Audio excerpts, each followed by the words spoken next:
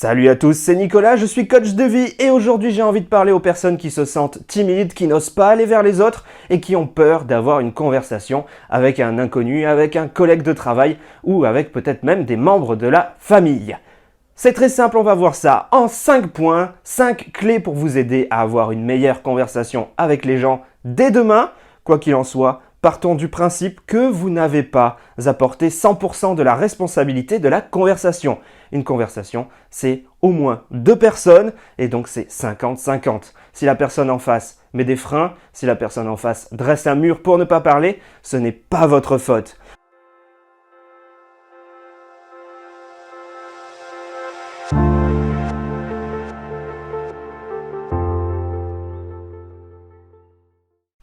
La première des techniques, et qui reste l'une des plus simples, c'est la technique de l'observation. Il suffit d'aller vers la personne, donc c'est souvent au début d'une conversation, ça peut se retrouver au milieu s'il y a un blanc qui dure un petit peu trop longtemps, et vous faites remarquer à la personne « Oh tiens, c'est un nouveau pull, oh nouvelle coiffure, j'aime bien comme t'es coiffé ». Voilà, des observations qui sont simples. T'as vu ce client qui est rentré dans le magasin, on dirait Elvis Presley. Voilà, ça peut être des choses sur la personne, ça peut être des choses à l'extérieur, dans votre environnement, et ça peut être aussi des choses sur vous. Par exemple, vous revenez de votre pause déj à votre boulot et vous dites « Ah, j'ai l'air con avec ma tache là de maillot ». Ça peut lancer une conversation. C'est un sujet très simple qui peut lancer une conversation. C'est simplement l'observation. L'observation, c'est vraiment un des piliers fondamentaux pour moi pour lancer une conversation quand on ne sait pas trop quoi dire à la personne. Alors on va juste faire une petite parenthèse par rapport à ça. C'est une technique qui marche aussi pour aborder des inconnus dans la rue et pour pouvoir espérer repartir avec un numéro de téléphone. Vous dites exactement la même chose. J'étais assis sur la table avec des amis derrière, je t'ai vu et j'ai eu envie de venir te parler. Voilà, constatation, on a vu, on vient dire qu'on a vu et ça peut lancer une conversation, simplement. Le deuxième point, on va rester assez proche de l'observation, mais cette fois-ci en l'orientant du côté du compliment. Et ce n'est pas tout à fait la même chose parce que la réaction de la personne en face va être complètement différente. Avec une observation, la personne va pouvoir beaucoup plus raconter sa vie d'une certaine manière, raconter une expérience, expliquer peut-être quelque chose. Alors qu'avec un compliment, on se retrouve finalement à flatter la personne. Les gens aiment être flattés et du coup, ils vont avoir tendance à répondre positivement. Et de même, ils vont peut-être vous aussi vous féliciter de quelque chose qu'ils ont pu remarquer à droite à gauche la veille ou encore même avant. Un compliment pour lancer une conversation, pour relancer une conversation, c'est très simple. Oh, j'ai trouvé que tu étais vraiment super calme avec le patron tout à l'heure, je sais pas comment tu fais. Voilà, juste ça, ça marche super bien. Vous donnez de la valeur à la personne et la personne va en fait raconter ce qui s'est passé de son point de vue en disant « Ah ouais, bah c'est pas si facile » ou « Ah franchement, j'étais énervé ».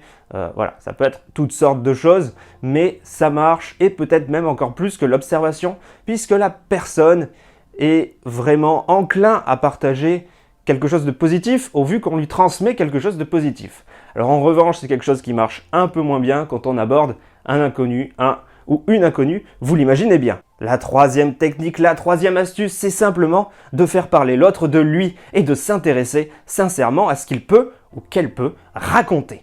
Parce qu'en fait, nous sommes la personne que nous connaissons le mieux et nous aimons parler des choses que nous connaissons et nous aimons parler de nous. Il y a une forme d'ego chez tout le monde qui fait que l'on aime parler de nous. Certaines personnes, des personnes timides, ne vont pas aimer. Si c'est quelque chose qui, vous voyez, ne fonctionne pas par rapport aux gens, ne cherchez pas à creuser dans ce genre de technique et changez plutôt de technique, revenez sur l'observation, sur le compliment. Il y a des choses qui vont sortir d'elles-mêmes de ces 2 premières techniques. La personne vous dit « Oh mon enfant, il est turbulent en ce moment, je ne sais pas ce qu'il a ». Et là, vous allez sincèrement vous intéresser à l'enfant. Vous allez essayer de comprendre pourquoi il a pu changer. Vous allez essayer de comprendre qui est cet enfant de base. Vous allez essayer de comprendre en quelle classe il est, quel est son âge, en posant des questions successives. Si vous avez peur de paraître intrusif avec trop de questions, vous pouvez aussi vous arrêter de temps en temps et dire des « Ah ouais, mais j'imagine que ça doit mal se passer avec son frère » avec des « j'imagine » et puis là, la personne, elle dit « Ah oui, non, c'est comme si c'était une question ».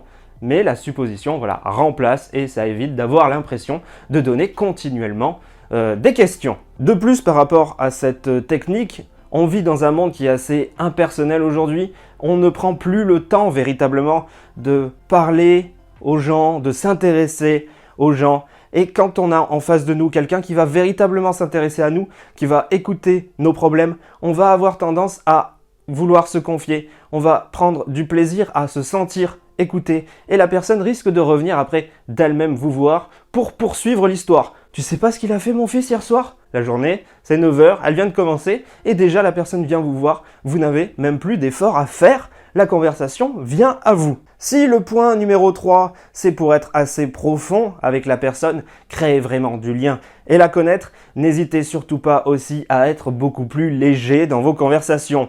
La légèreté, c'est important, la légèreté, c'est un petit peu la vie de tous les jours. C'est assez négatif quand on dit qu'avec telle personne, on ne parle que de la pluie et du beau temps, mais ça peut être aussi négatif de n'avoir que des sujets qui sont lourds, des sujets sur l'enfant donc de notre collègue de travail par exemple, ça peut être assez lourd, on peut s'enfermer en fait dans une espèce de relation, alors que si de temps en temps, eh bien, vous allez parler du dernier film qu'il y a eu au cinéma, du temps qu'il fait même à l'extérieur, du gâteau qui est en vitrine dans la boulangerie d'en face, ce sont des sujets qui sont légers et qui peuvent tout autant en fait vous apporter quelque chose. Qui peuvent vous apporter de la conversation et qui peuvent même vous permettre de connaître en retour la personne. On prend exemple sur le gâteau, c'est un gros gâteau au chocolat, la personne en face, elle fait « Oh non, j'aime pas le chocolat ». Voilà, c'est tout bête, mais vous avez une information de la personne et après vous pouvez même, alors ça ne fait pas partie des techniques, mais vous pouvez vous amuser soit à taquiner la personne, soit si vous voulez faire un cadeau à un moment donné, c'est son anniversaire, vous savez, non, ça le chocolat, on prend pas, je la connais, t'inquiète pas, elle me l'a déjà dit. Voilà, on prend pas. Donc ne sous-estimez pas les sujets légers lorsque vous voulez essayer d'avoir une conversation avec quelqu'un, que vous voulez essayer de créer du lien d'une certaine manière. Avec quelqu'un, les sujets légers, ce sont des choses qui en fait gouvernent la plupart des conversations, surtout lorsqu'on est entre amis, qu'on n'a plus besoin en fait de se prouver quoi que ce soit, de se connaître d'une certaine manière. On retombe assez rapidement dans des sujets qui vont être légers, qui vont être fun et qui vont être simplement plaisants, qui vont avoir beaucoup plus de plaisir à transmettre et de délire d'une certaine manière pour certaines personnes pour s'amuser. La dernière des techniques, la 5e, c'est de savoir, c'est de prendre le temps de réfléchir aux points qui peuvent fermer une conversation. Parce que c'est bête de faire un effort, d'aller vers les gens, pour certaines personnes ça peut être vraiment difficile, et de faire une petite erreur de ce genre qui fait que tout votre travail, tout le courage que vous avez mis dans cette approche va être complètement fusillé. La première des choses que je pourrais vous dire, c'est de poser une question fermée. On a vu poser des questions sur les gens, si vous y allez, et que vous dites « Tu as des enfants ? Oui, non. » Voilà, ça peut être... Alors là, bien sûr, on peut dire « Pourquoi ?» et il y a beaucoup de questions fermées où l'on peut dire « Pourquoi ?»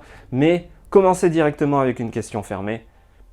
Généralement, ça n'aide pas la conversation. Il vaut mieux essayer de commencer avec un sujet assez large où la personne va pouvoir vous répondre, va pouvoir faire des phrases et en fait, vous allez piquer des éléments dans ces phrases. La plupart du temps, à partir du moment où la personne en face fait une phrase construite, vous avez tous les éléments pour rebondir. Parce qu'une conversation, ce n'est rien de plus qu'un tennis, ce n'est rien de plus qu'un ping-pong et simplement, vous prenez les informations et vous jouez dessus, vous reformulez des questions, vous pouvez expliquer des anecdotes par rapport à vous. Ah, moi, mes enfants, je te dis pas, c'est le bordel, voilà. Par exemple, simplement, pour rester sur l'histoire de l'enfant qui est chiant à la maison, dans la maison de la collègue de travail. De même, n'évoquez pas des sujets qui fâchent, il y en a beaucoup. On va parler de la politique, par exemple, qui est assez universelle, mais chaque personne a aussi son sujet qui fâche. On ne connaît pas la vie des gens, on ne sait pas par quoi ils sont passés, et des fois, ils peuvent être excédés facilement sur quelque chose. Alors si vous dépassez les bornes, n'ayez pas peur du tout d'aller vous excuser. La personne le prendra bien, peut-être que sur le coup, bon, elle restera encore enfermée, mais avec le temps, avec les heures qui passent, à la fin de la journée, ça se passera bien. Voilà, n'hésitez vraiment pas à aller vous excuser, même si ça fait « oui, il faut que je mette mon ego de côté, les trucs, mais elle a surréagi, il y a un problème. » Non, voilà, on ne sait pas par quoi sont passés les gens. Excusez-vous simplement d'avoir abordé ce sujet, vous ne saviez pas et vous ne le referez pas. Voilà, c'est simplement ça, c'est du respect en fait envers la personne qui est en face, même si cette dernière vous jugez qu'elle est allée beaucoup trop loin dans sa réaction. On ne connaît pas les gens, je le répète vous-même, il y a des sujets où vous pouvez peut-être exploser. Et voilà, c'était 5 points, c'était 5 techniques pour avoir une conversation avec un voisin, pour avoir une conversation avec l'ami d'un ami, avoir une conversation avec un collègue de travail.